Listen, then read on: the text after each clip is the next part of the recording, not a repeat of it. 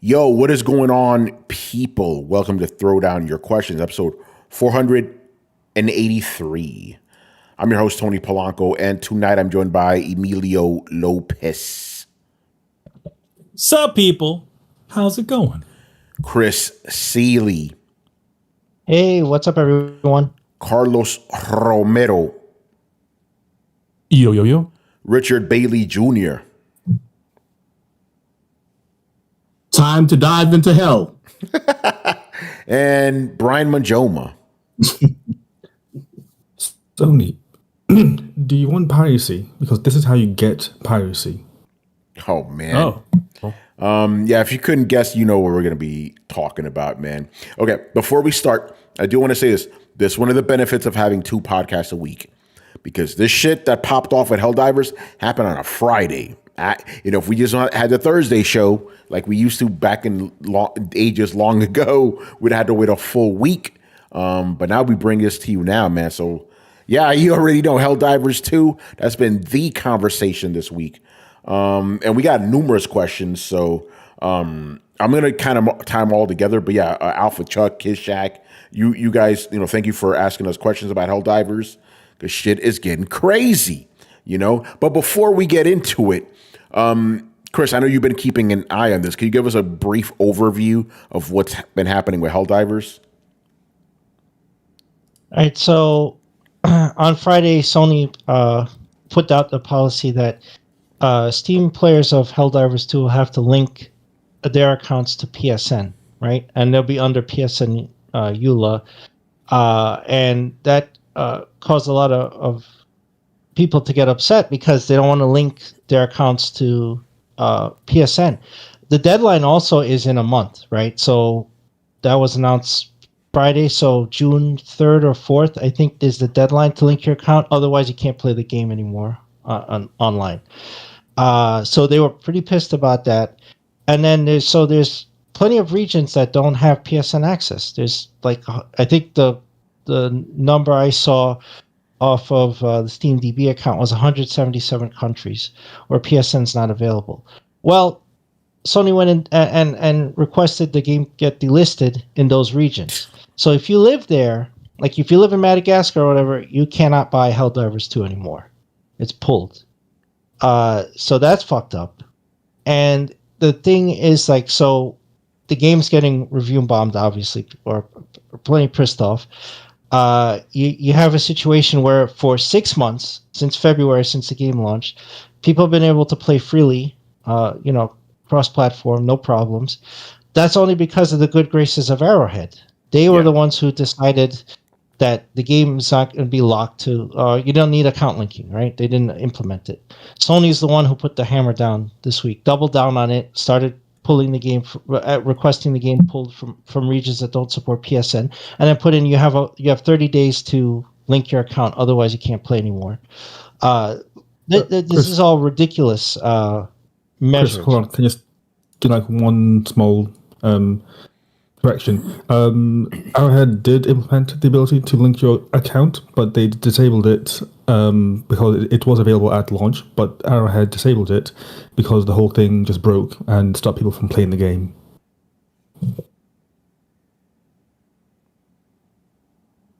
Yeah, absolutely. So, however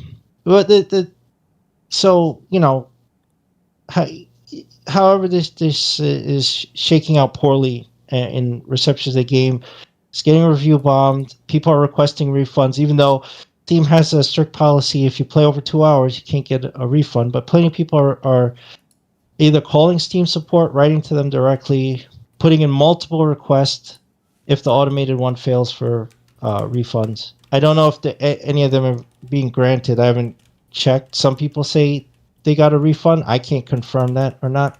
Most people say, hey, I got rejected. But this is not a good look. This is not a good look. And I think when you do something like this, players overall are going to lose trust in your brand. And PC players they shouldn't be forced to be linked to PSN's rules or have to abide by PlayStation Network or even have to subscribe to it for a console they don't own. Why should they have to do that? That's completely ridiculous to me. And even that aside, even if the game initially in February or whatever, if you look at the Steam page, even it says, oh, you'll have to link your PSN account. That wasn't a requirement up until this week. That wasn't a requirement. So from February to now, it hasn't been a requirement, and now it is. So, I can understand the anger from people and pulling the game, again, our argument, with digital games, that in regions without PSN, the game could just be pulled just like that. It's gone. And then you have the Arrowhead CEO. Yeah, and the Arrowhead CEO catching all sorts of flack. He says he's talking with Sony, trying to rectify the situation, trying to get the game relisted in regions that don't have PSN, trying to convince them to not have the requirement, right, so that they can play the game. But now it's all fall on him. He said in a tweet, sounded very dejected. Like, all I wanted to do was make great games, right? When you have that kind of passion, all you want to do, and then you get caught up because a corporate entity just comes down and says, you can't do this, or, we're changing the agreement, or you should have implemented this in the beginning, and we don't like how you're handling this, so we're going to change it. But then it backfires on Sony. So now, if you're a PC player, why would you trust to purchase anything Sony first or second party put out on Steam? Why would you ever trust them? You shouldn't be beholden. They could change the rules on you whenever they feel like, Exactly. There's enough DRM you have to worry about purchasing from Steam or Epic or whatever without having the added umbrella of a PlayStation Network on top of that. Nobody wants that shit. And Brian said it best. This is how you get piracy. Right? So people have no alternative now in 177 countries, and then people here are pissed off. They're just going to bootleg the game. And why wouldn't you? So, yeah, that's what's happening with that. I feel bad for the Arrowhead CEO because he's catching all sorts of shit. The game is getting review bombed to hell. People are lashing out all over the place, which I don't agree with. The Helldivers 1 is getting review bombed. Like, their games are getting review bombed. So, that's not, I don't agree with that. But, you can voice your grievances. You can request a refund. I think absolutely.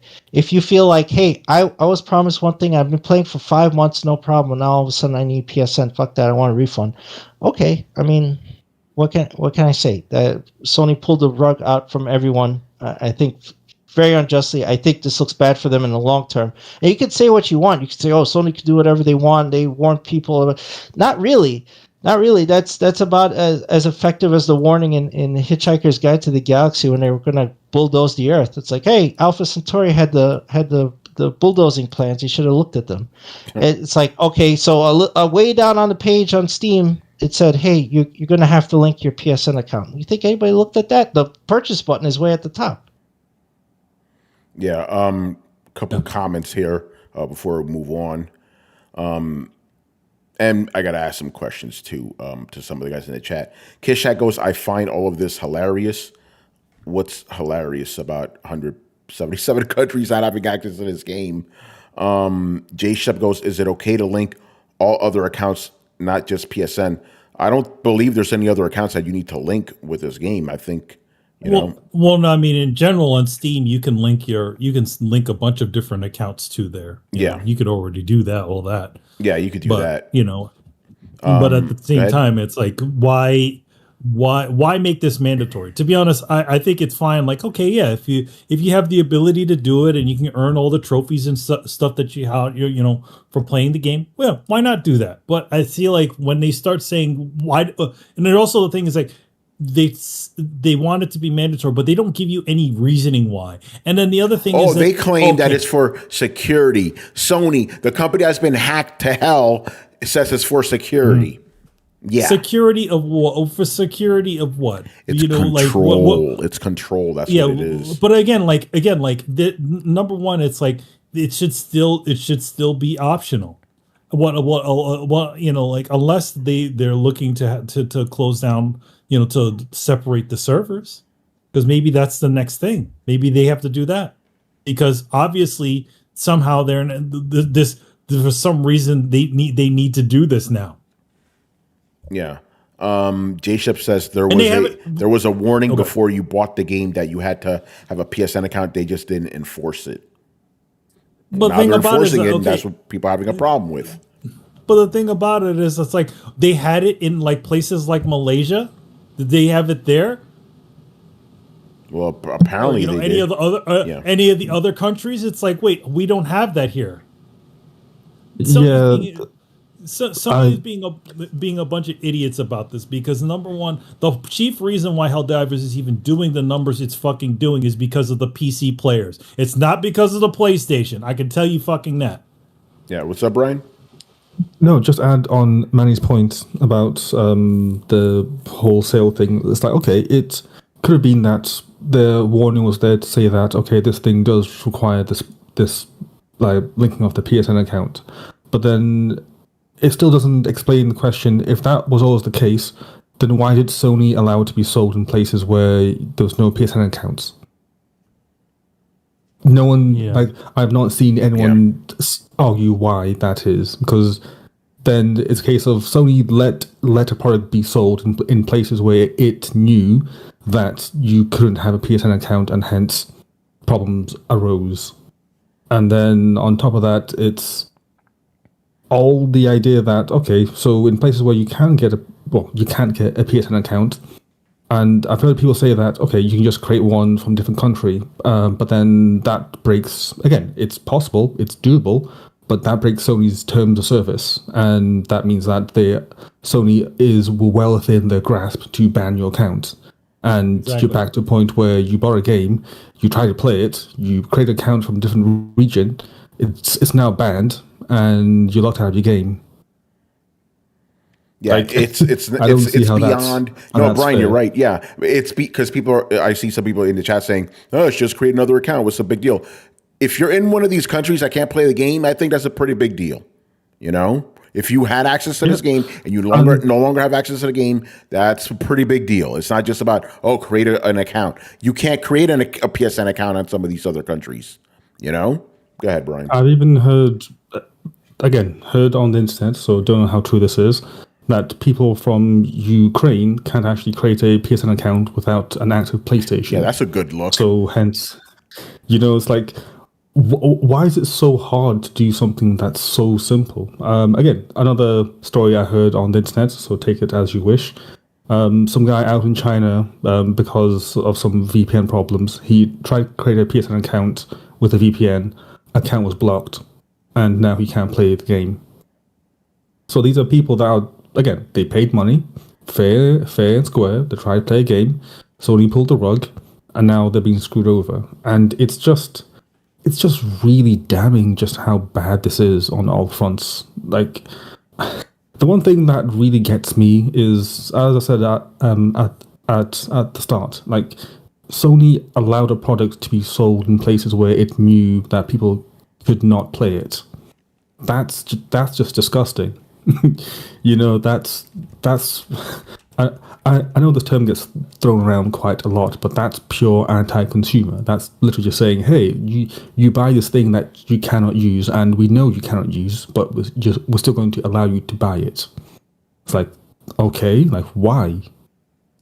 Yeah, it's just pure insanity. And again, as Chris said, I feel bad for Arrowhead Studios, because for the most part, they had no hand in this by the sounds of it. By the sounds of it, it's a pure just Sony pulling strings and making stuff happen. And I did see the tweets of the CEO, and he mentioned that he was aware of this 6 months prior, but obviously things changed at like the last moment. So I can't really place all the blame on Sony. I have to place some of the blame on him. So why wasn't it communicated more effectively that, hey, this is the terms of sale, and hence this is what's going on? Like, you can't just change the terms of sale post sale. Like, that makes no sense. Like, that's kind of like the whole point of why they are consumer rights groups, because stuff like this should not happen. Yeah. So now, Brian, got a question for you from J Shep. But before that, J Shep asked, "Do we know 100% this is on Sony and not Valve?" Well, Sony's the one that put out the statement. Sony's put out the statement, and then Brian, I guess you can answer both of these. So that's one, and then the other one is, are you suggesting that Sony did this on purpose? If so, what would they get out of it? Well, just to answer the whole Valve thing, I don't see why Valve would stop. I don't see why Valve would require you to have a PSN account to play, and I don't see why Valve would care if the game is being played in certain places or not being played in certain places. To me, Valve just gives the product out, and again, they are a distributor. As far as I know, Valve just distributes it out, and then what happens after that is down to publishers, developers, for various reasons. And again, even the CEO of Arrowhead, Can, said this was down from Sony, and he's talking to Sony as the days go on to try and resolve this problem. And Sony was the one that actually released a statement. They said, we are doing this because of security. Sony Interactive Entertainment. They were the one. Look at the blog post on Steam. It says Sony Interactive Entertainment, Yeah, I can see what you're trying to say, but at no point do I see Valve involvement in this. So, yeah. This is pure just Sony. And what was the second part, Tony? Oh, yeah. Are you suggesting that Sony did this on purpose? If so, what would they have to gain? Sony did this on purpose. What? By the sound of it, as you guys just said, control. Like they now get to control who does and does not get to play games that they publish, and it could be that I've heard tinfoil hat theory here. Is Brett on? No, it's not on. No. Okay, I'll borrow his tinfoil hat. It could be that they are just trying to bump up the monthly active users for PSN. So a good way to do that is rope in a group of people that are actively using a service that you can get them to sign into your service to play. To me, that seemed like the obvious answer. The whole control thing, again, I don't know how true that is, but again, I'm not surprised if that would be the case. Well, I mean, I agree with Brian 100%. I think the security excuse is bogus, because if you are worried about cheating or hacking the game on the PC side, you would put in efforts, and there's DRM that they could use on the Steam side for that, right? And they could still ban people. I mean, the argumentation from the Helldivers community manager, which was poor at best, was that they didn't have the ability to ban people as effectively as if they linked to PSN. So I'm like, that doesn't make any sense. You could ban people regardless, right? You're managing the game. You could see you could check who's cheating or boosting or whatever, and ban them. So that doesn't make any sense. The Sony post was like just fluff, like protecting their players and what. It's all excuse. Don't hide behind the players. I think 100% they wanted to boost their subscriber count, and you get a win-win. You get to lock down the game, and you get to force another community into paying into PSN. That's ridiculous. Yeah, J-Step says that he meant that why send the game to countries and then pull it? What would Sony get out of that? Someone made a mistake. Well, I guess that's what the community's saying. I mean, again, going back to what the CEO had said and the fact that this was available since launch, I don't think it was a mistake. Again, if it's a mistake, then no one has noticed since February the 18th? When was this game launched? I'll look it up. Well, okay, at least for 3 months. It means that no one anywhere noticed this for 3 months. February 8th. Okay, yeah. So pretty much 3 months. So I don't see how you can make this big a mistake for 3 months and not address it as soon as possible, because it's a big mistake.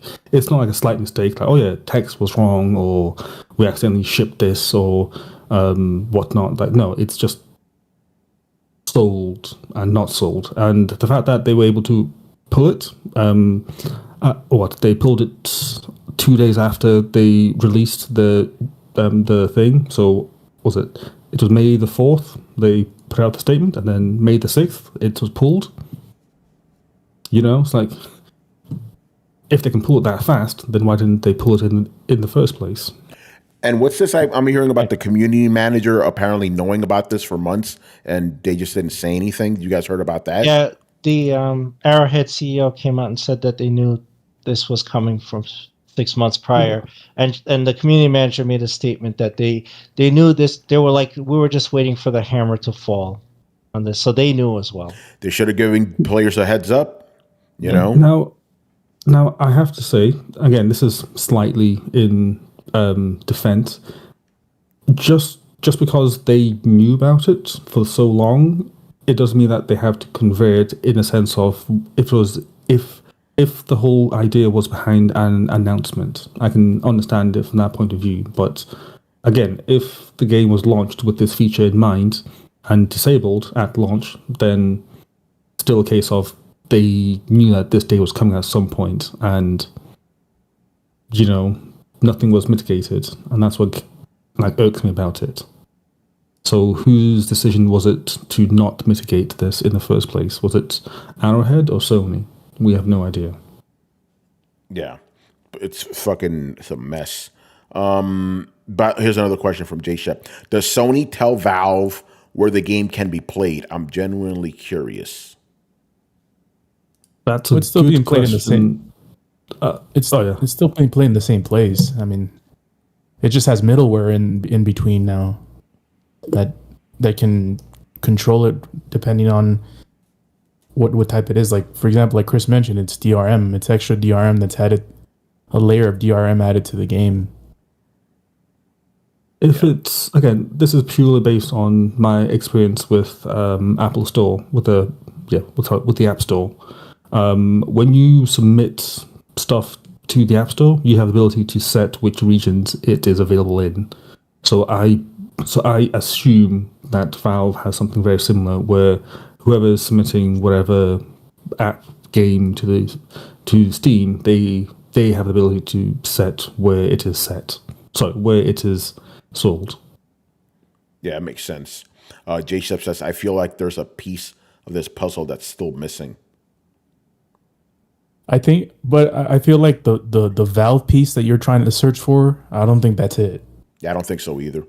They're just the providers. They're just a store. There's a store. Yeah, there's just a store. Yeah. It's all Sony and Arrowhead. Yeah. Go ahead, Rich. I know what the piece is that's missing. What's that?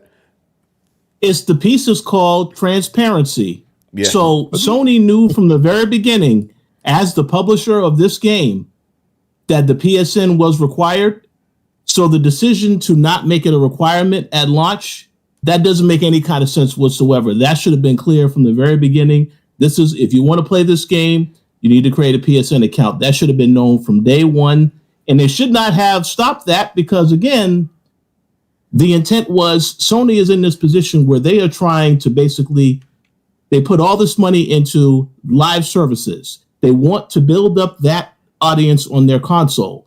So as a result of what happened with this, I'm pretty sure that a lot of the live service games are going to have some issues because you now have told people who support your console, support your brand, that, well, we're not going to be very clear about our instructions. And then, of course, when a situation like this happens and the PSN is required, in some of the places where there is no PSN, those customers are left out. They buy a product and then they can't access it anymore. That doesn't make any kind of sense. So it's a very bad look for Sony. And I will be very curious to see how this impacts them moving forward. Anytime they decide to make any more games that are live service multiplayer type of experiences. Yeah, I agree with that, but I think one further, just real fast. You lose trust in a company real fast when this stuff happens. Oh, yeah. And I would say it doesn't even matter that a game's live service. I'll say look at Ghost of Tsushima when that launches, and let's see how that does now. Because people got burned with this, and that's not a live service single player game. Well, let's see how that. It does have a multiplayer component. It does. Yeah. But funny enough, can I just add something quickly? They actually put out a tweet saying that for the multiplayer you will need the PSN account, but for the single player you will not need it.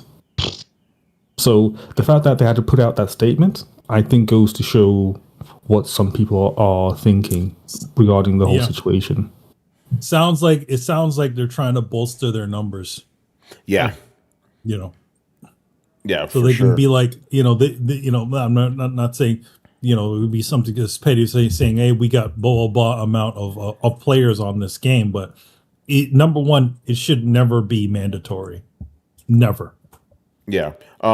Just to get to more specifics about this thing. So Alpha Chuck said, I'm not sure if I have ever seen such a requirement be retroactive after release. And then his main question is, do you feel this is justified? I don't know. I don't think it is.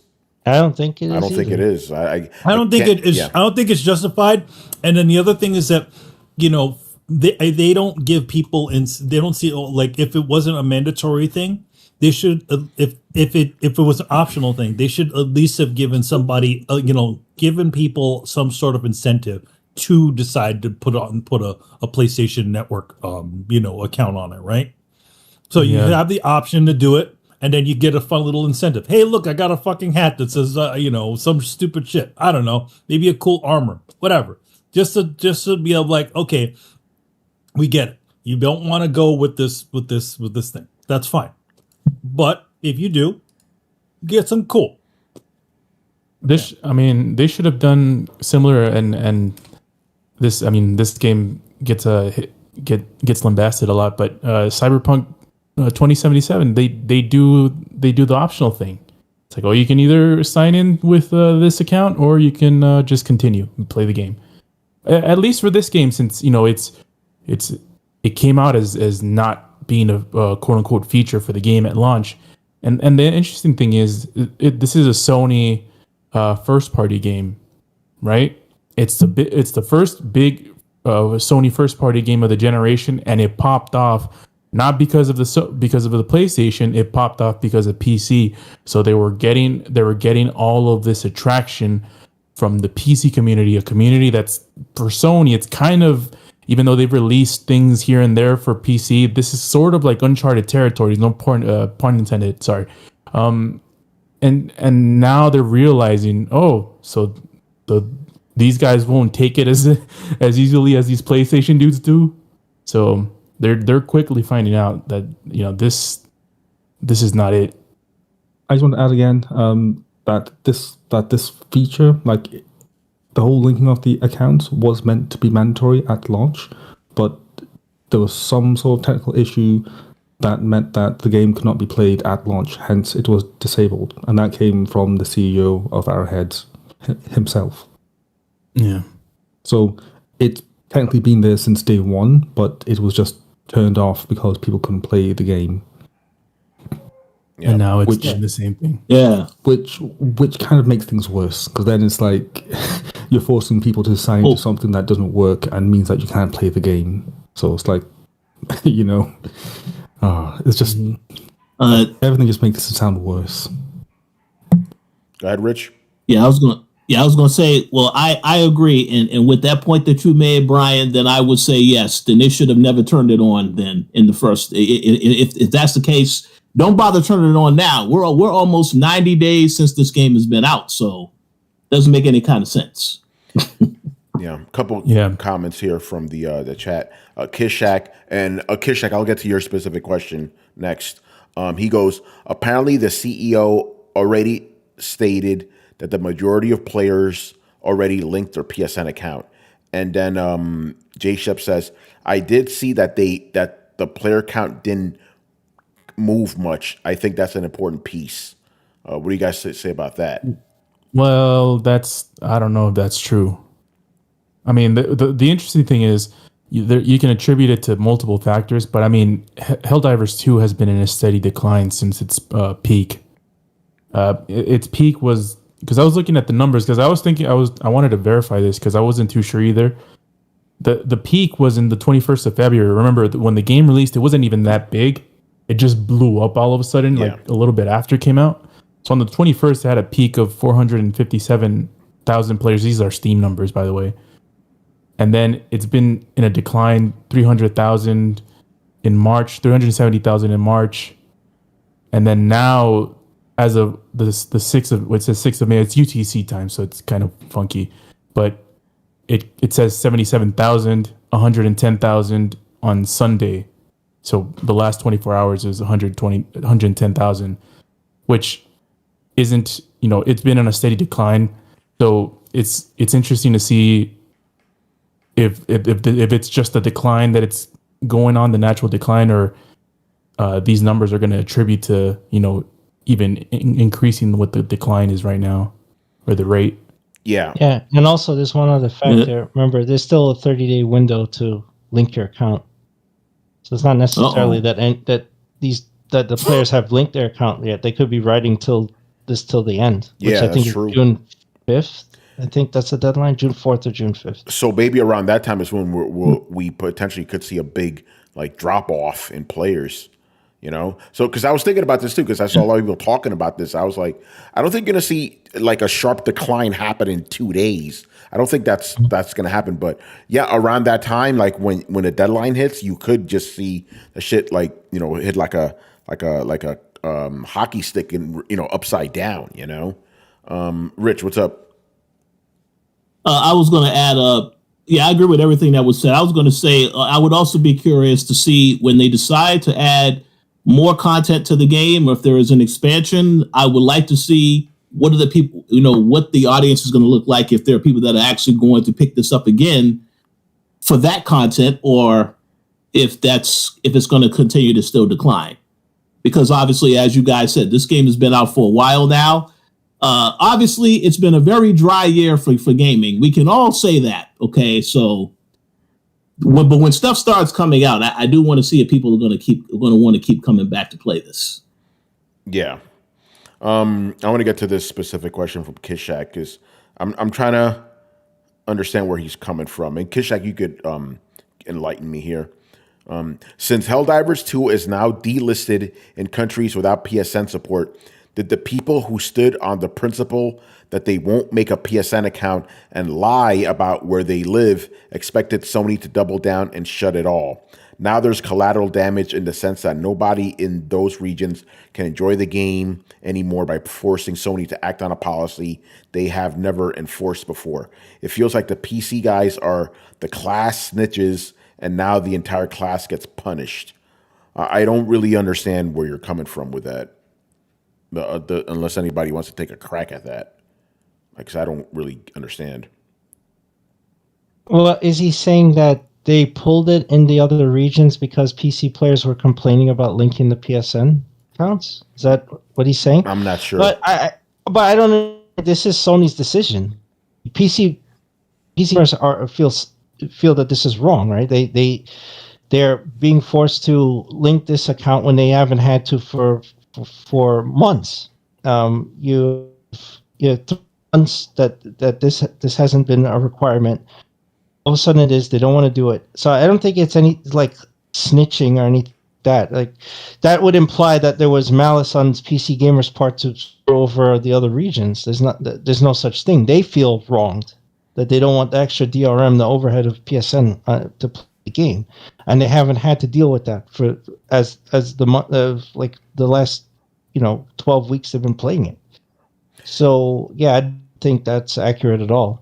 Yeah, and Sony is the one who makes that decision at the end of the day. Yeah. Kishak says it's the fact that people could make foreign accounts since PS3 and Sony never bothered to enforce it. So are you saying that people in other countries should make American PSN accounts? Is that what you're getting at here? Again, I'm trying to understand your question. I'm confused. So apologies about that. J Shep goes, so throw $40 out the window over making a PSN account. If you're in one of these countries that doesn't have access to these games, you pay $40 and then in 30 days you're not going to be able to play the game anymore. So yeah, again, Kishak, if you can enlighten us, that'd be great because we're kind of not understanding where you're coming from. But here's another one from Kishak. How do you guys think an outsider or a normie is looking into the situation and learning why people are freaking out would empathize with gamers or would they find it all sad? Basically saying, do you think a normie would like see the situation and empathize with the PC players, or think they're just being like silly? I would think a normie would go with the PC player. That's what I would think. They would be like, why the fuck do I need to make an extra account? I already have an account on this Steam shit already. Yeah. Let's be real. It depends on what headline they're reading. Yeah, I was gonna say I don't think normies are even looking at this shit, to be honest. Yeah, no, I think you had it right. Depends on the headline, you know. Yeah, I mean, it could be. It's like PC players lose their access to play their favorite video game. Okay, then they'll be in the back. It's like PC players complaining because they don't want security measures for video games or something like that, and then they'll be like, oh, well, why don't they want it to be secure? Yeah, that's pretty much how discourse is these days. So, I mean, let's read some of these headlines. Helldivers 2 pulled from 177 countries due to PSN linking requirement. Sony demands PSN accounts for Helldivers PC players, and it's not going well. Ouch, right in the review score. Arrowhead CEO reacts to Helldivers 2 review bombing, apologizes for PSN mandate. Helldivers 2 gets pulled from Steam in 170 countries. Helldivers 2 delisted 177 countries as Steam issues refunds. So yeah, you know, I don't know what a normie would make of those headlines. I guess it would be like, oh, that's bad. People in other countries can't play this game. I think that's how they would view it, you know? Mm-hmm. Based on the headlines, obviously. Bliss says PC players are being little bitches. If you're in one of these countries, you can't play these games. I don't know, man. I think you have a right to complain there, you know? All I'm going to say is ahead, when Sony takes away your game, I'm sure you're going to be very upset. And I know you're thinking that, oh yeah, they won't do that. It's like, but trust me, they will do it. And when it happens, it's going to be really annoying. And I'm going to be there just sitting in the corner and just smile. No, I'm going to put it in the, what's the chat called? Oh, the accountability chat? Accountability chat. I'm going to put it inside there so that it's there for all history to see, even if I die. Yeah. Because it's going to happen. Because this is what Sony does. This is, again, I actually had this thought like half an hour ago. We've now entered the arrogant Sony phase. And the next 3 years are just going to be the most annoying BS stuff from Sony that you can think of. And it's going to annoy so many people. And yeah, it's not going to be fun for anyone. I mean, we've been in this phase for a while now, if we're being honest. Yeah. No, that's true. We have been in that era. Brett's been complaining about this whole generation, you know? Arrogant Sony. Yep. Go back. But this time they're getting away with it because people are still buying PlayStations, you know?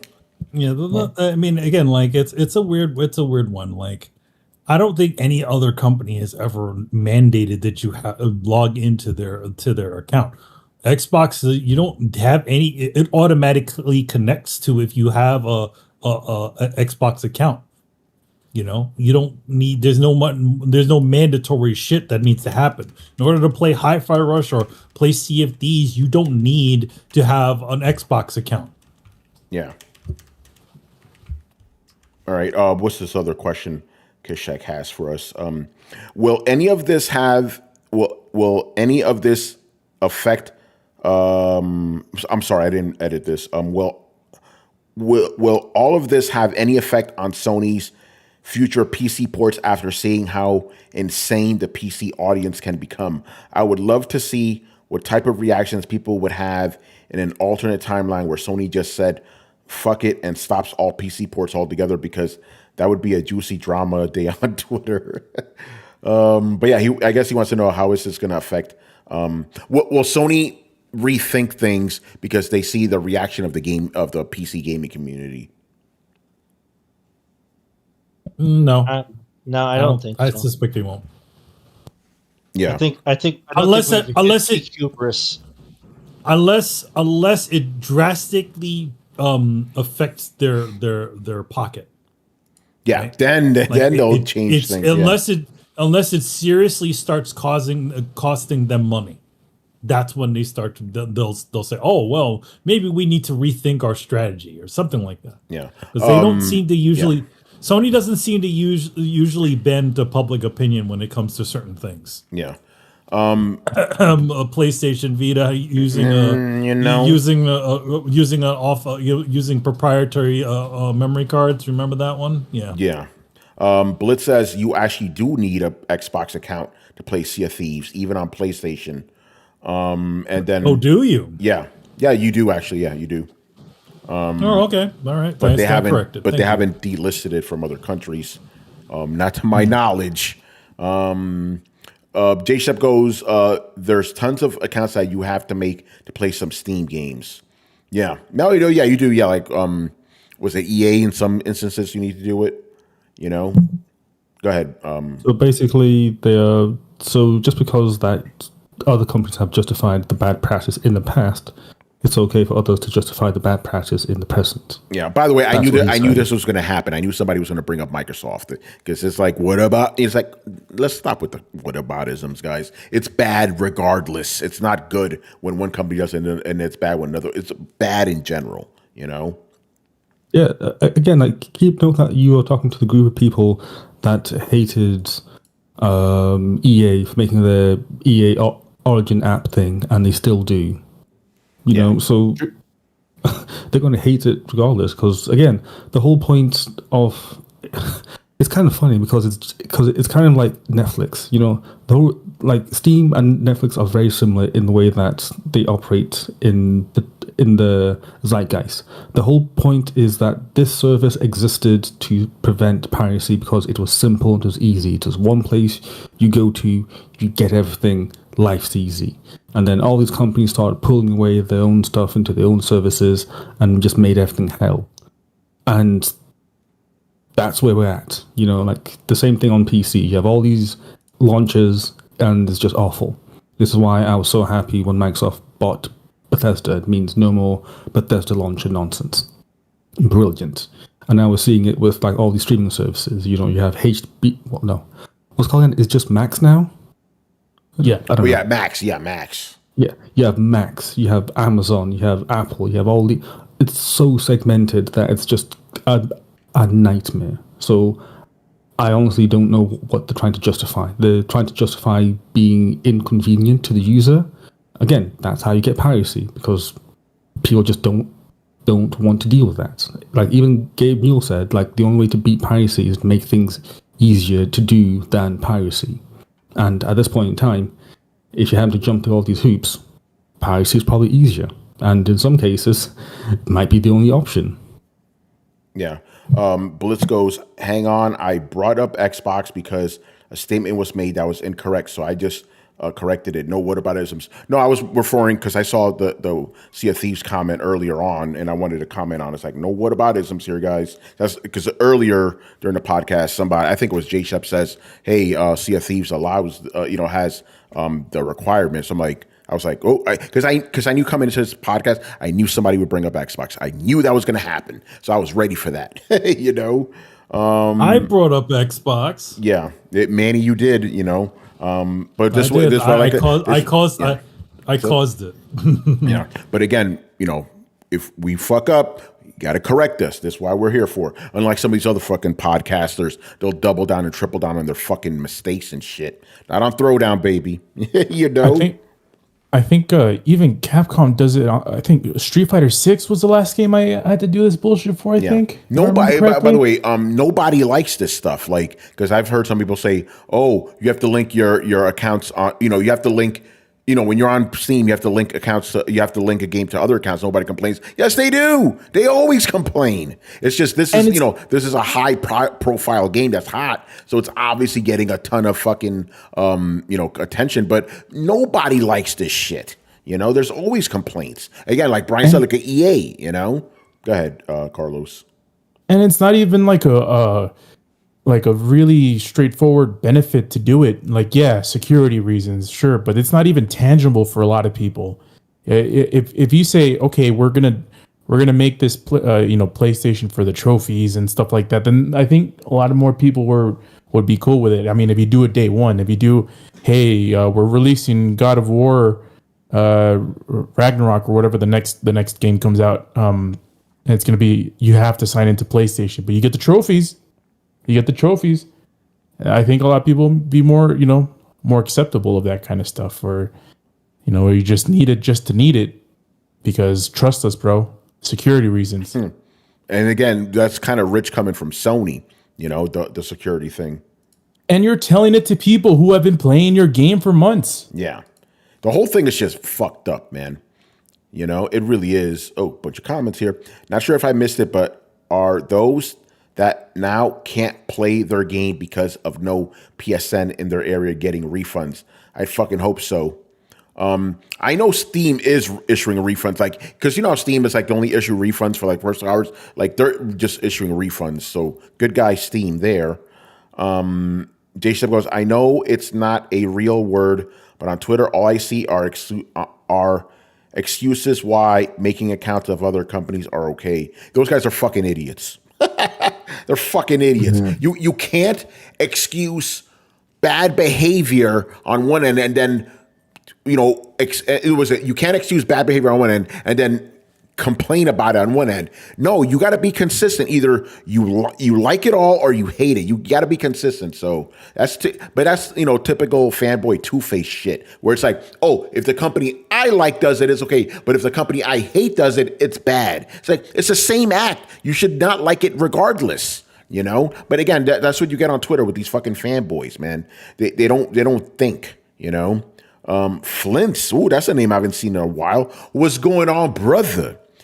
He goes, yup, I hate it too. I'm playing Bioshock Infinite and now 2K launcher pops up asking me to link my Steam account. So goddamn annoying. Yeah, people don't like that shit,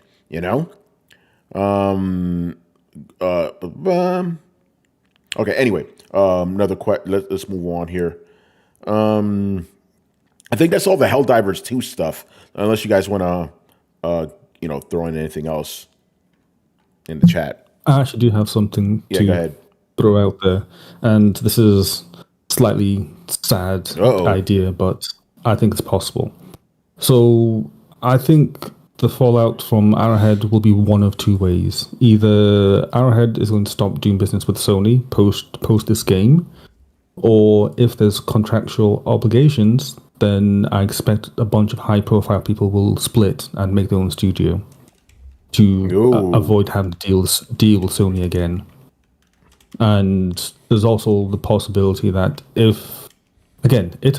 I think at this point in time, it has received over 200,000 negative votes in the last 2 days.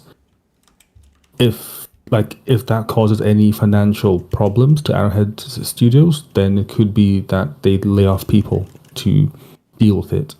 Again, all three is possible, and all three could happen, different stages. I don't know, but I think that one of these three will happen in the next year. Look for it, people.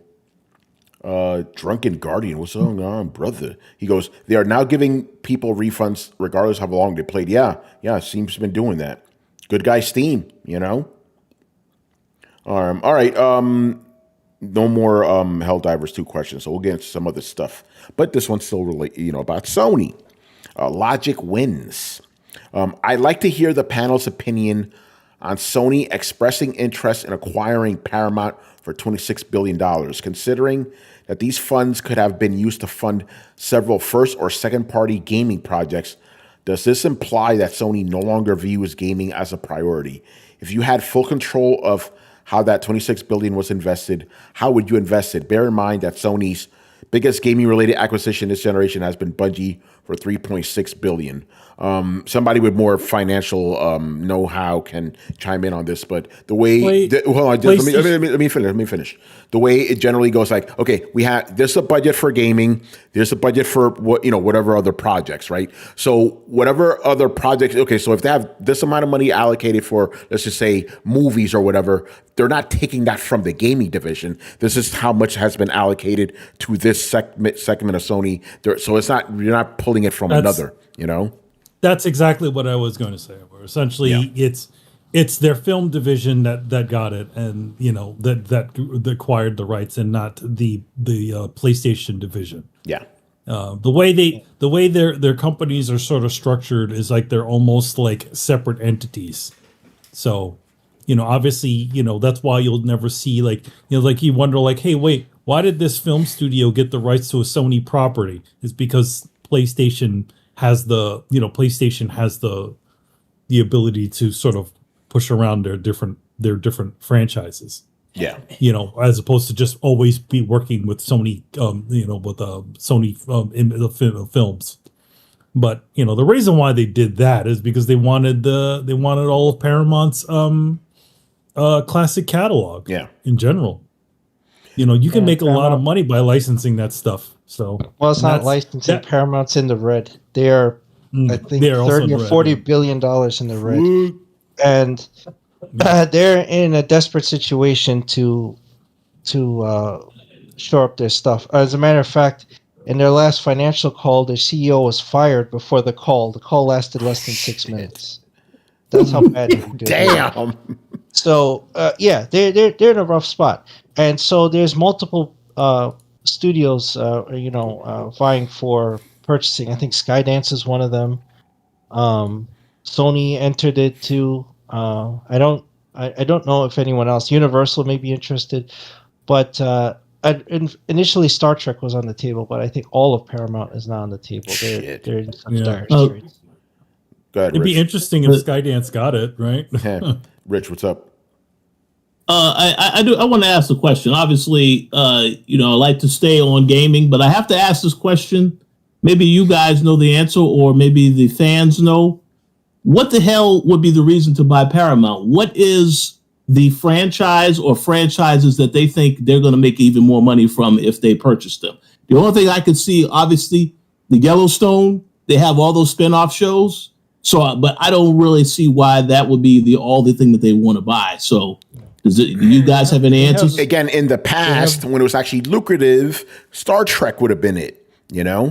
But it wasn't only Star Trek. They have lots of different franchises and different films. They're classic. The film catalog. They have Ninja Turtles. Paramount. They have a lot of things. Nickelodeon. There is a lot of things underneath the Paramount umbrella, just besides just Yellowstone and a couple of other things that Transformers and all that other stuff. So, if you were, you can say Top Gun. Yeah, they do the Mission Impossible. They do the Mission Impossible films. At least Indiana Jones was put out by them. So it's actually a very good get for them to pick them to at least get them for all of that sort of stuff on the cheap. To be honest, Paramount, they were stupid for doing the streaming. They're bleeding Plus, money from that. That's what put them in the red. Jesus. Go ahead. Also, some of the articles that I've been checking out, it shows that it says Sony and Apollo, which is another company, apparently are working on potentially taking over or purchasing Paramount. So it's not just a Sony thing. Skydance is looking to purchase them. So there's several people. There's several buyers. Potential buyers. But Sony and maybe I'm reading it wrong. It says Sony and Apollo like a partner. It sounds like a partnership, but I don't know if it's. Maybe it's just separate. Okay. I read it wrong. Initially, Skydance was on the buyer, and then Sony put in interest. I think they put in a higher bid. Yeah, Flint. It's on sale. The deal hasn't gone through yet. And real quick, I want to read something Blitz says, just for context here. Sony had $10 billion to spend on another entertainment acquisition, but that fell through, and that went towards Paramount. Okay, that makes sense. Yeah, there you go. So they wanted to get some. They may have wanted to get MGM because remember Amazon bought them. Yeah, that's right. Yeah. I think we answered the question correctly. It's like they didn't take away from the gaming division. The gaming division had its budget, and the movie, whatever division, entertainment, let's just call it that, had its budget. So going, would you have rather them? That doesn't make any sense because they already had their money for the gaming division. You know? They wouldn't have. They would never take any money from the gaming division to do something else, to fund something else. I feel like most of the money, and I I'm not too familiar with a lot of acquisitions, but I would guess that a huge sum of the money that is used to purchase Paramount will be via loan.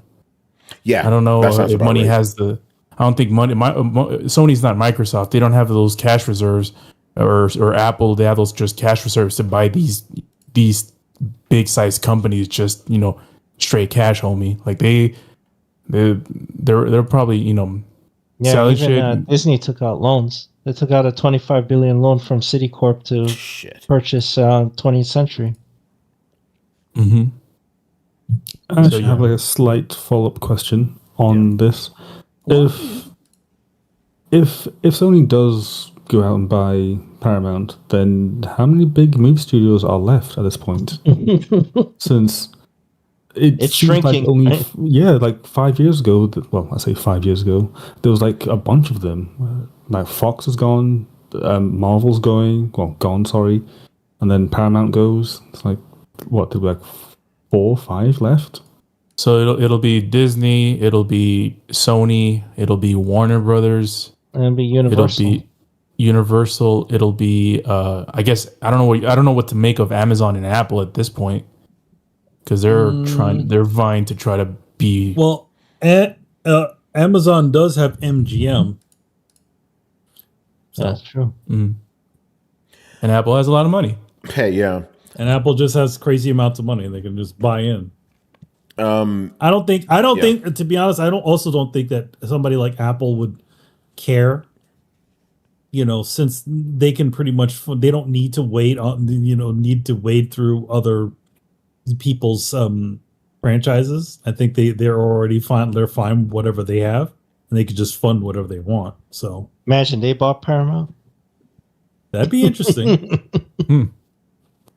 Because also Apple does have stake in Disney.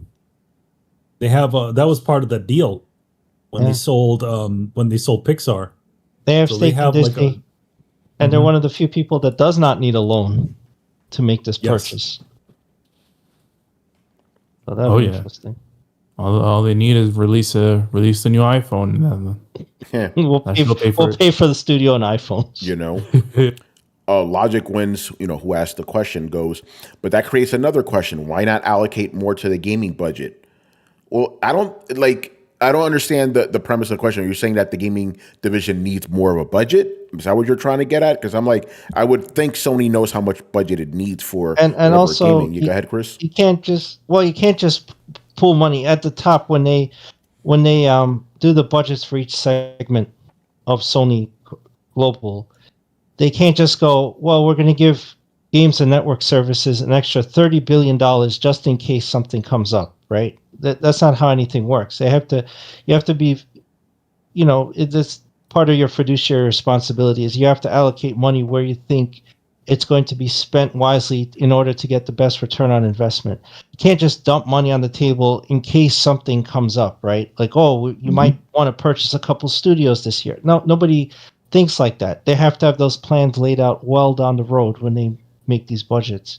So there's no wiggle room, especially in the billions of dollars, to just all of a sudden shift gears and move money around to make purchases. It's either planned out well in advance or it doesn't happen. And that's what you're dealing with. I just want to make a comment to piggyback off of what Chris said. They don't need more money. They need someone to better handle their finances, a financial advisor, if you will. And no, Bungie should not be somebody that they talk to about any of these decisions. So that's just my personal opinion. All right. And this is not financial advice, by the way. Yeah, it's not. It's not a financial podcast, Although you could ask the financial questions during the AMA specials. You're gonna have one for episode 500, people. Is you? Yeah. So yeah, I just want to mention that I think if this does happen, I think most of and Chris kind of talked me into it. I think most of the money that's going to go towards this acquisition is going to be a loan. Yeah. I don't think they have cash in hand. That's just, they have that treasure chest, the Sony treasure chest, to buy these companies. I think most of the money that's allocated towards the gaming division is just there. I don't think any profits or extra profits they have were going to be allocated to that anyways, even if they did have a boatload of money that's in a treasure chest somewhere. Yeah, and what they're doing is they're looking at this as an opportunity to expand and I guess diversify, because most of the profits that come from Sony, I mean, we go over with the charts with Chris. Mostly it's the gaming division. Yeah. So maybe they feel arrogant. Brian mentioned the arrogant Sony era. Maybe they feel arrogant, thinking, "No, we're good with Sony. We're good with PlayStation. We're making money with that." So maybe they feel like, oh, we need to diversify with more studios to make more revenue from movies. Blitz says Sony needs to buy a time machine so they can get these AAA games made. They need the hyperbolic time chamber from Dragon Ball Z. That's what they need. Get that shit done real quick. All right. Moving on here. Speaking about Thumeke, get to his 2 questions. Last 2 questions of the night, people. Unless you guys have got any more in the chat. All right. First one here. What's the oldest game or games in your backlog that you keep telling yourself that you're going to play one day, but refuse to admit to yourself that it's probably never going to happen? Fun question. Go ahead, Manny. Look like you were going to say something. Oh no, I was just going to say I don't really think too much in terms of backlog. It's just sort of like whatever I feel like playing at the moment. Yeah, that's how I am. It's not like I mean, like maybe at some point it used to sort of bug me. Oh man, I got a couple of things that I wanted to get to. I'll get to them. I'm not killing myself on it. Yeah, my answer is the entirety of my Steam backlog. I'm probably not going to play them, and yeah, just like man, you just bought a bunch of games just to say you had them. Pretty much, just so I could look at them, But yeah, like this something I again talked about in the podcast.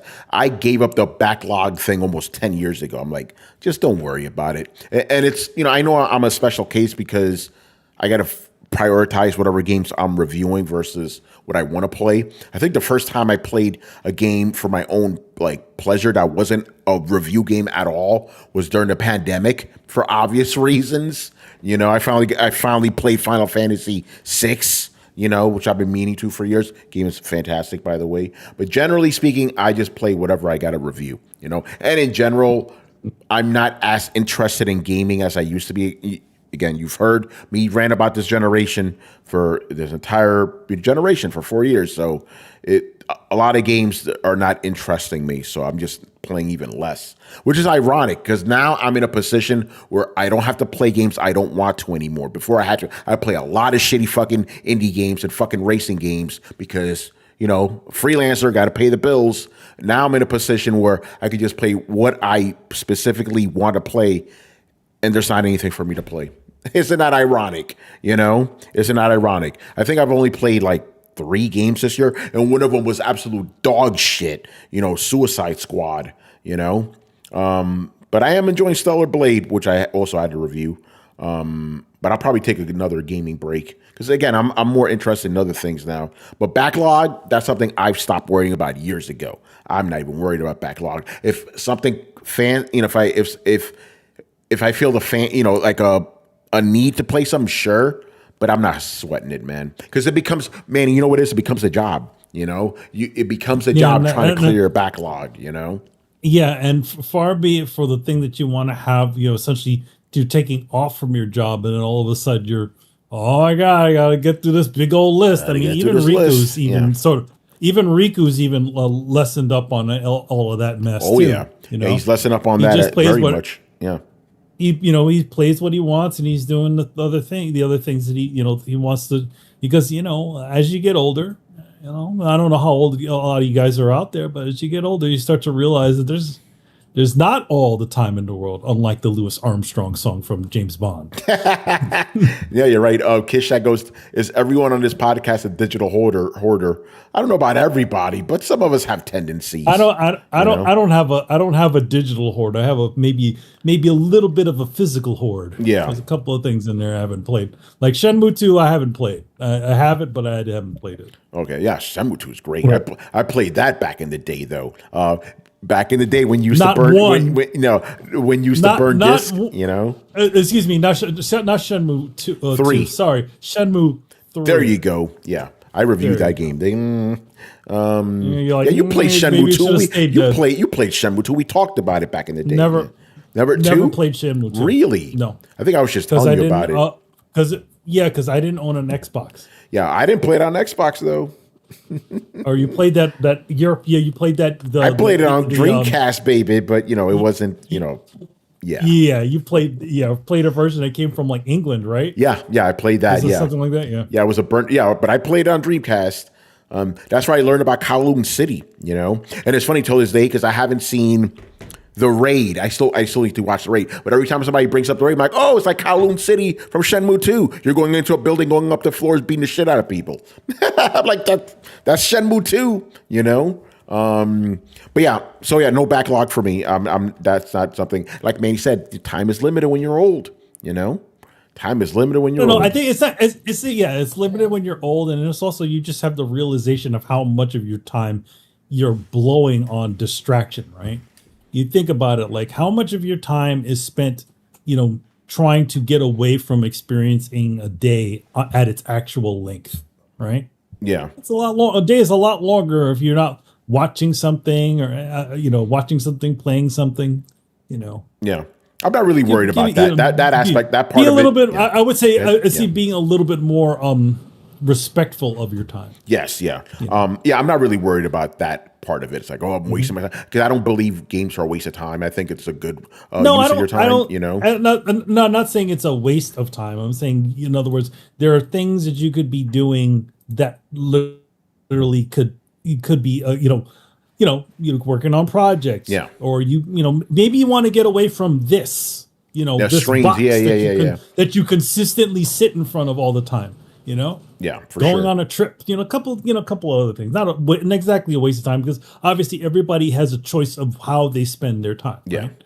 Yeah, just wanted to make that clear because obviously we don't want to say gaming is a waste of time. That'd be very hypocritical of us hosting a video game podcast. That would be hypocritical. Yeah, No, gaming is one part of how you enjoy things. So yeah. But again, like I don't sweat. I don't even think of it as a backlog. I just think like, all right, it's there. Yeah, for sure. It's not like something I need to play. Yeah, yeah. I got away from that shit, man.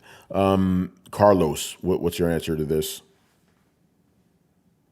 I think Red Dead 2 is like the because I'm like shouldn't have gone on that vacation. Yeah, I'm kind of like you, Tony. Like most of my Steam backlog is a lost cause. Yeah. But Red Dead 2 is like the most recent game where I feel like I still tell myself I'll get back. I'll get to that.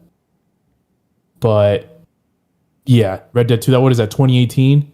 Yeah. So it's a game from 6 years ago, essentially. So that's as far back as I'm still holding back to the backlog of hope. Yeah. It's interesting on Red Dead for me. I kind of got like anxiety from how big that game was. It's a big game. It's I get it because in other words, it was just like you start off the game and then you're like, and it's like it gets it's like bigger and bigger and bigger. I'm like, I don't know if I really want to invest all of this in this. This is starting to feel like work, Yeah. When people tell me, "Hey, we need you to go over here." All right, go over there, pick up the thing. Yeah, and it's always the initial first couple of playthroughs where you feel that because after like the fifth playthrough you'll be hooked and you're like you won't stop playing the game, but it's that initial, it's like, man, I'm gonna start playing like all these menus and this huge world. I need to do all these things, time consuming. So yeah, I get it. I feel some of that too. Yeah.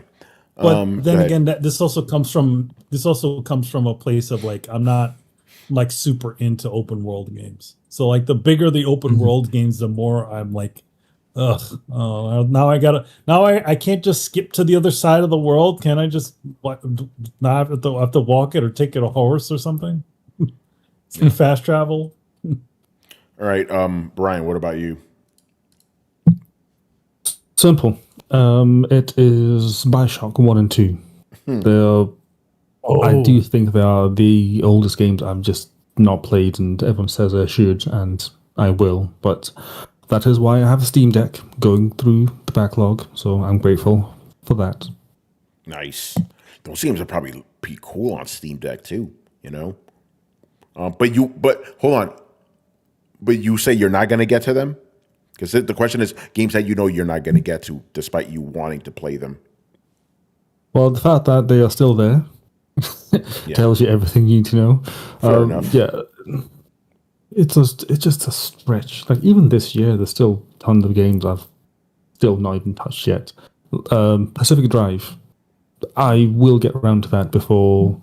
I need to tell you about Space Marines 2 after the show. Okay, fair enough. Logic Win Yeah, says... I recommend that. Yeah. Logic Win says for him, it's Breath of the Wild. Yeah, it's games, you don't need to play that. Chris, what about you? I got to get my dig in there, Chris, what about you? What's a game? Yeah. One of the oldest games I wanted to play for the longest time I never got around to was Torchlight 1 and 2. Oh shit. I mean, I think I started Torchlight 2 back on 360. I don't even remember. But I have the first Torchlight on Steam. I know that. There was another RPG, an old school RPG that reminded me of Krondor that I had on Steam called Legend of Grimrock. That's one of the oldest games I have. Oh wow, bringing it back. I have never touched that game. Yeah, and I can't see myself find it. I don't even think that shit will install on Steam Deck. It's so old. Oh man. Yo, Chris, Torchlight 2 is good. It's good. I know I started it, but I think I started it way back on 360, so I'd have to start over again. I haven't played it in a long time, and I never got to finish it. But I just remember really liking it. I was like, "Oh, this is really good." And I played with some friends too.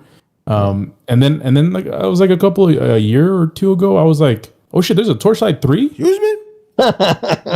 Yeah, I'm not even touching it. It's like no beer till you finish your tequila. I gotta finish the first. Exactly. Yeah. All right, Rich. What about you? What's a backlog game that despite you wanting to play it, that you're probably never going to play?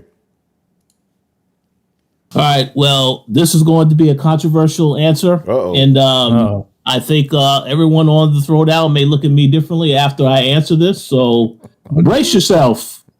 Let me start by giving a shout out to Gary Swaby and our very good friend, Mr. Kennedy, because they have been telling me I should play this game ever since it came out a long time ago, and I never got a chance to play it. I'm talking about Metal Gear Solid 5. Oh, shit.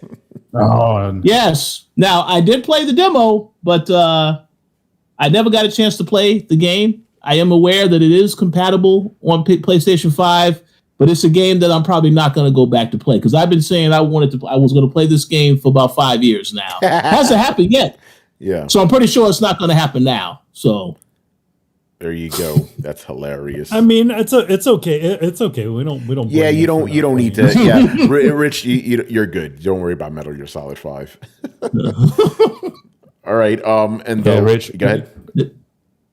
Carlos, real quick, Rich. That Metal Gear. Don't feel bad. Metal Gear 5. I started it and I played it and I semi rage quit that game. Oh, shit. Oh really? Oh.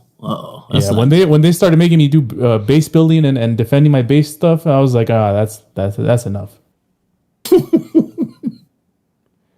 Yeah. All right. And the last question. Oh, hold on. J Shep goes, I thought he was going to say foam stars. Well, since that was brought up, No Chance in Hell. And let me give you another honorable mention. No offense to Nintendo, you guys already know I do not play Switch, so I will never play any of these Zelda games. At least for now. I mean, but it looks like that's not going to happen at all. But we'll see. Okay. And when that Switch Pro comes out, yo, oh yeah. Yeah. All right. And the last question of the night, also from Dumeke. What do you think has been the dumbest controversy in gaming the last 10 to 15 years? Feel free to go back further if you want, if you have a great example. So yeah, gaming controversies, stupid ones, the dumbest ones. And obviously this is related to the Helldivers controversy, because there's always a controversy. I got one. Bros before hoes. That was a very stupid one. Remember that one? Oh no! Why would you even say that? Yeah. I'm quitting Twitter. Yeah, so that's mine. Bros before hoes. Mr. Adam Sessler getting his panties in a bunch over a fucking trophy, you know? Over a trophy name that was addressed. Yeah, stupid. I'm gonna go down the line here. Rich, what's the dumbest gaming controversy of the last 15 years? Well, I think Bros Before Hoes is that's 100% up there. My answer is going to be a little controversial. They're always controversial. Well, this is going to be controversial. Yeah. So I will be prepared for any comments that are received. I'm going to say a general controversy. Well, I don't know if it's a controversy. The rise of fanboys, okay, on all sides. Because, you know, obviously, social media, when Twitter came about and all this other stuff, I started to see a lot of people commenting and showing, obviously, they are a huge fan of whether it's PlayStation or Xbox or PC. And I just laugh at some of the stuff that I see. I would say, and I mentioned this because this is something that I mentioned before we started recording. The most recent thing that I thought was hilarious was the response to the Xbox fans had when they thought every Xbox game is coming to PlayStation. Oh, yeah. I just thought that was very, I mean, I just thought that was very entertaining. They had no information from Microsoft. They only what they've heard from the inside sources. I thought that was hilarious because it's like, I mean, if you're a fan of the company, you want the company to make money, right? So the company, you know, it is what it is. But I just, some of the reactions, like they treat like this, they have such a deep relationship to these consoles. I just, get a life, do some other stuff. I mean, that's what they should be doing. But I just laugh. But in general, yes, the fanboy stuff, I think, is absolutely silly, ridiculous. But it is very entertaining just to see how people react to things that happen. Yeah. So by the way, the guys in the chat are dropping some gems right now, man. What's that? Kishak Puddlegate. Remember that shit? There you go. That was going to be my answer. Yeah, Puddlegate. Carlos, you can expand on that. Puddlegate. Yeah, go jump on it.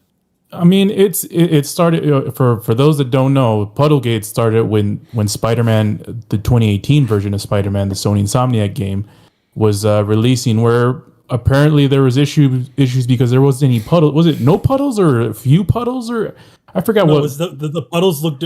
There were fewer puddles and the game looked slightly different than it did when it was shown at the E3 presentation. I'm sorry. I'm sorry. Shaq just said, no, who is it? J-Chef just killed me right now, but I'll get back to that.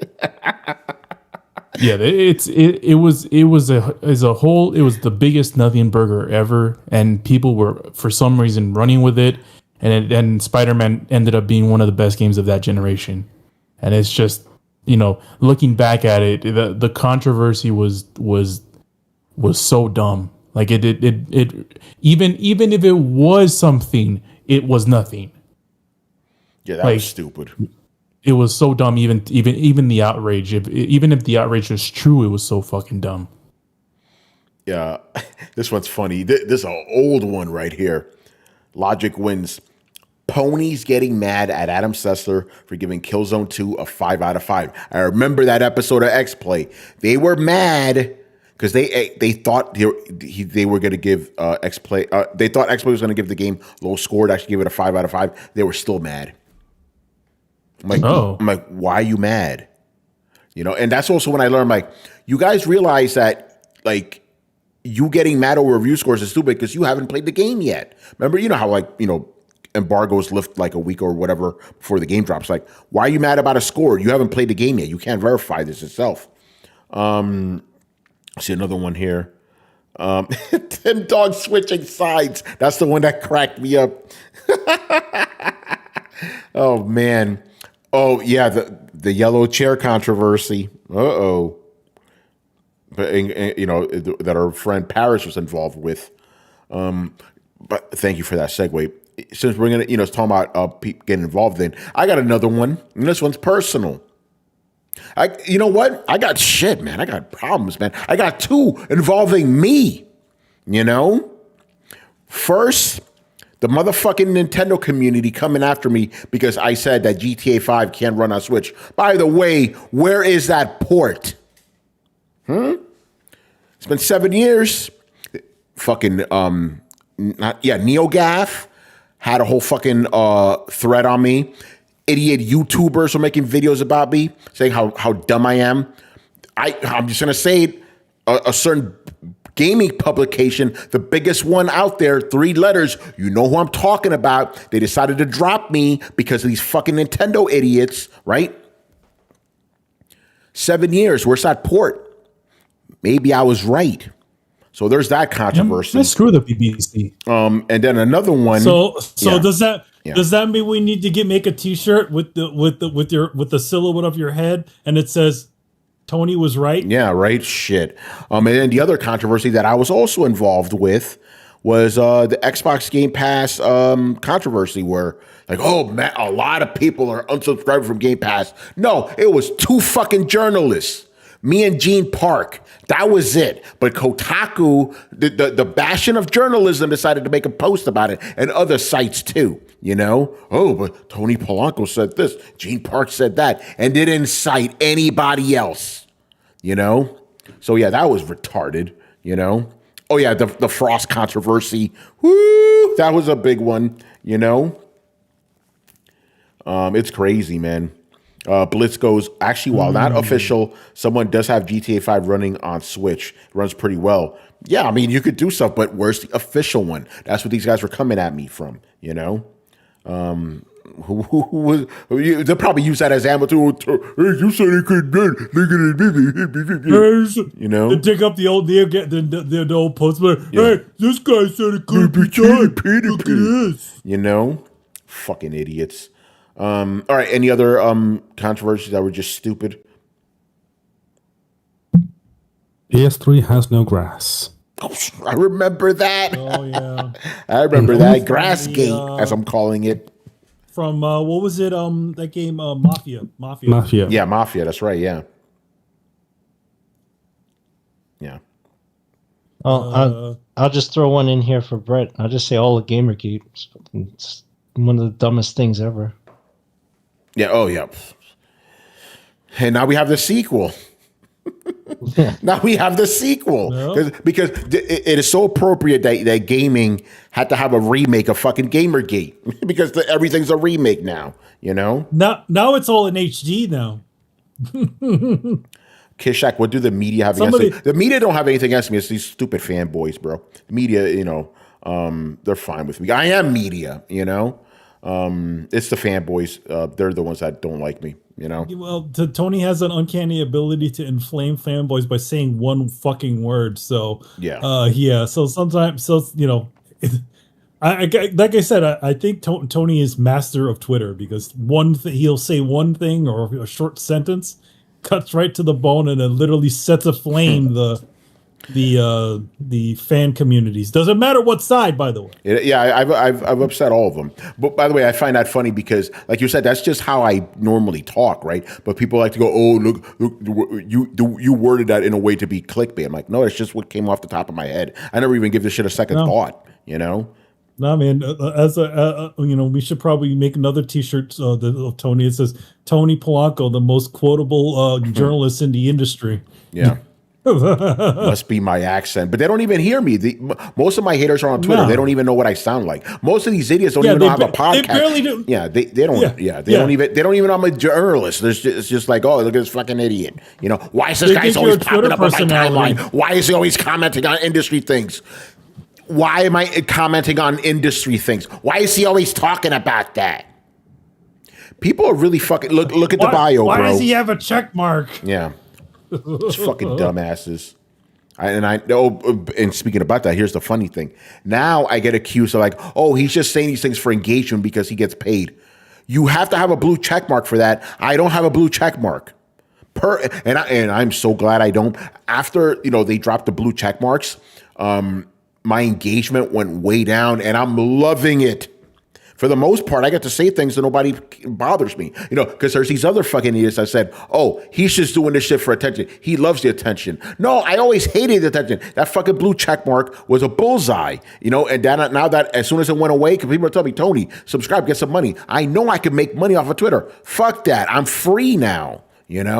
I'm free now. I'm good. I don't give a fuck about engagement. I don't care about that. I'm just going to tweet out my thoughts. If you don't like it, too fucking bad. That's your problem, not mine. I know Brett's been giving me hit about that for years. Like, Tony, you gotta think about how you say things. No, I fucking don't. I'm just gonna say how I want. Because obviously I'm not gonna say anything outlandish. I'm not gonna say anything some crazy pedo shit or anything like that. I love getting people upset by saying innocuous shit like Xbox Game Pass. That's all I gotta do. Xbox Game Pass, Firestorm. What if you said grown man and gaming? Hip hop gamer possibly being in charge of the ECA. That's a throwback right there. Holy shit. Wow. GZDR, respect. I remember that, man. There was a controversy with the ECA because Hip Hop Gamer was allied with them and stuff. I remember that. People are like, oh, you got to kick them out of the organization because hip hop was saying some crazy shit back in the day, I could talk about other controversies too, but we're not going to get into that. Again, this podcast has been around forever, man. We got some stuff. All right. Anything else? Any other controversies you guys want to bring up? I guess that's it. No. Oh. I feel like we covered a lot of good ones. Yeah, the stupid controversies specifically, not just controversy in general, just stupid ones. There's always stupid ones. I feel like if we just go through the our past episodes, we just find a bunch of them, because we're always covering them. Logic Win says, I remember hip hop getting banned from I remember that.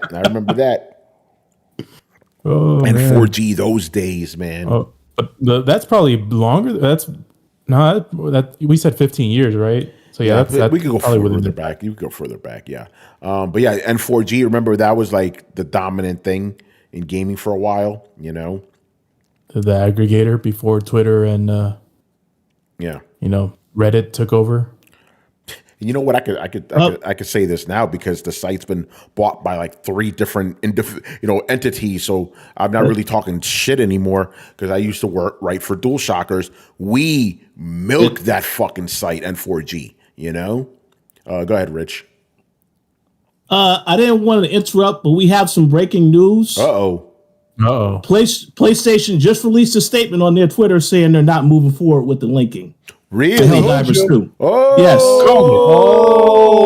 Comes back around. Oh shit! And we thought they wouldn't do anything. Good. Okay.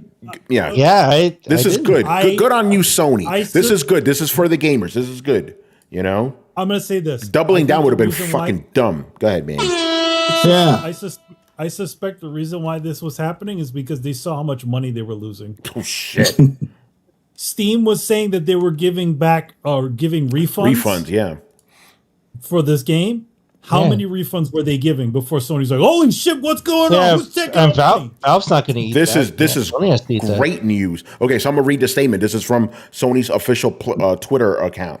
Helldivers fans, we've heard your feedback on the Helldivers 2 account linking update. The May 6th update, which would have required Steam and PlayStation Network account linking for new players and for current players beginning May 30th, will not be moving forward. We're still learning what is best for PC players, and your feedback has been invaluable. Thanks again for your continued support. Yeah, you know. Thanks again for your continued support of Helldivers 2. We'll keep you updated in future plans. Very good. I this is great. I didn't think so either, because you know how Sony's been so bullheaded lately. You know, this is great, great news. You know, I love how the great way to wrap up the podcast. You know, I think he's right. The deluge of refund requests, and Valve must have been like, "Yo, you got to do something. Yeah. This is ridiculous." So they're getting pressure from all sides because the CEO of Arrowhead, he put out a statement. He's like, I'm working with them to try to find a resolution, right? Yeah. So you're getting pressure from the studio, and people are obviously pissed off and requesting refunds. I saw people on Twitter showing the refund process, to actually telling other people like, hey, you got to call this, or you got to fill out this form or whatever, telling people how to request. Don't go through the automated one, right? You'll get rejected because it's over 2 hours you played. So damn, it worked. It worked. No, it's great. By the way, I knew Jay Shep was going to ask the question. My man, because he was of the stance that Sony should hold its ground and not change no matter what. So he was coming at it from that standpoint. So he has a question for us now. Will what just happened set a new precedent in the future that all you have to do to move Sony's hand is review bomb their games? And I think it sets a precedent of Sony needs to listen to the fans. You know? Go ahead, Manny. It also has nothing to do with review bombs. If they were losing money, that's what it really is. This thing was making a lot of money, and all of a sudden they're losing money. No, that's why they made this decision. If it wasn't affecting their bottom line, they wouldn't care. That's exactly what it is. It wasn't the review bombing. It's the fact that Valve was issuing refunds, and they were like, "Oh shit, we're losing a lot of money here." You know, and it must have been enough money where they're like, okay, we're gonna stop this. You know, so it must have been a lot. This is good. This is really good news, and it goes to show you that if gamers put their minds to it, we can do good things. We spend so much time arguing about nonsense, but in the few instances when gamers actually put their minds to something good, a worthwhile cause, shit gets done. You know, again, like I always say, vote with your wallet. Vote with your wallet. You know, you can get things done. This is fantastic news. You know, great. That shit nips it in the bud, you know. And it also kind of fucks up this episode. Man. Kishak mentions, do you think it being Golden Week in Japan caused this since everyone's on vacation? No, it's because of the fucking money they were losing. You know. Yeah. And PlayStation's headquartered here now. Yeah, they're headquartered here, yeah. Yeah. All right. But it is Golden Week in Japan. That's why there was no One Piece chapter. Yeah. Sure, yeah. Yeah, that's funny. Coming up, Bliss says, coming up next, tomorrow's next gaming controversy. Yeah, this still would have dominated the discourse, you know, this week particularly. And it shows, you know, when you're a company like Sony, you can nip stuff in the bud pretty quickly, and this is a way to do it. Yeah. They nipped it in the bud. This won't be much of a controversy anymore. Yeah, great question here, Kishak. Will the negative reviews on Steam be reversed by the people, or will it stay? Can you delete your like reviews? Can you do that? You can change them. Okay, change them. So okay. Yeah. So that'll be up to whoever. Go ahead, Brian.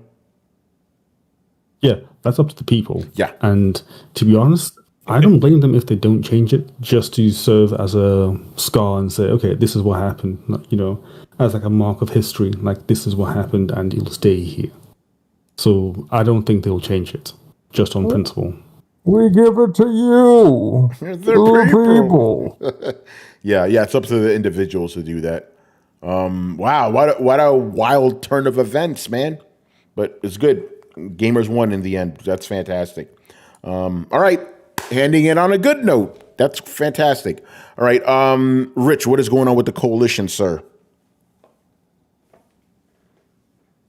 Oh, yeah. So Shout out to Mr. Danny Martinez. He actually did a video review for No Rest for the Wicked. That is currently on the website and on the Coalition Gaming YouTube channel. So check that out. Let us know what you think about the game. Check out his review. We have a lot of other reviews and content coming to the website soon. So stay tuned. Obviously, a couple of games dropping later this month. So we'll definitely have something to say about those games. So stay tuned. Shout out to Kishak. He goes, "This is the best podcast episode yet." I appreciate that, man. Listen, half of the fun is you guys in the chat. This is why we love doing the show live, man. Yeah, we could do a pre-record like we used to back in the day, but it's better to have you guys in there because you make it more lively. So shout out to you guys, man. You're the ones that made this podcast great and continue making it great. Yeah, roller coaster for sure. We're going crazy. Logic wins. Thank you, sir. He goes, awesome show. Yeah, man. Throwdown, man, for life. Or until we're too old to play games. By the way, real quick, I want to give a shout out to the Happy Console Gamer. He just put out a video celebrating his 50th birthday. So 10 years ago, he did the 40-year-old gamer episode. Now he did the 50-year-old gamer episode. Chris, you're going to be the first one to cross that line now because Adam's not on. You're the oldest guy on here. But Manny and I, 6 years, we're going to be there, the 50-year-old gamers. It's awesome, man.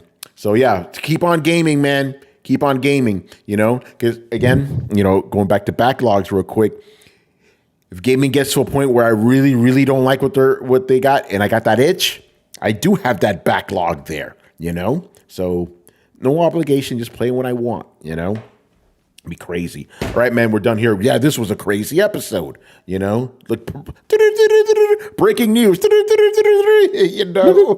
It's crazy, man. All right, anyway, you can follow Throwdown on Twitch and Twitter. Join a Discord where the conversations and the rumors are always popping.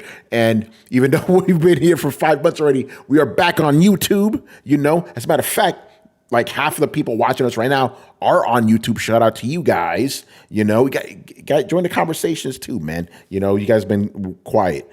Even though we love the lurkers here as well, But yeah, YouTube, like, subscribe, hit the bell, be notified. Especially hit like. It helps us with the algorithm, for whatever good that does. I'm not going to get sidetracked. I'm doing the outro here. You can find us on any podcast app by searching for Throwdown Show. That's 2 words, Throwdown Show. Throwdownshow.com to listen to past episodes and links to everything down below. Once again, I was your host, Tony Polanco, and tonight I was joined by Emilio Lopez. See you next time. Chris Seeley. Hey, take care, everyone. Carlos Romero. Peace out. Brian Manjoma. Let's see what will happen next week. And Richard Bailey Jr. Have a good week, everybody. Hold on, Rich. I thought you wanted to close us out with something, man. Related to yes. Let me just say this. You got a diss track, Rich? Let me just say this. Family matters, but they're not like us. Game over. All right, there you go. All right, people, we'll be back for next week's controversy on Throwdown. Later.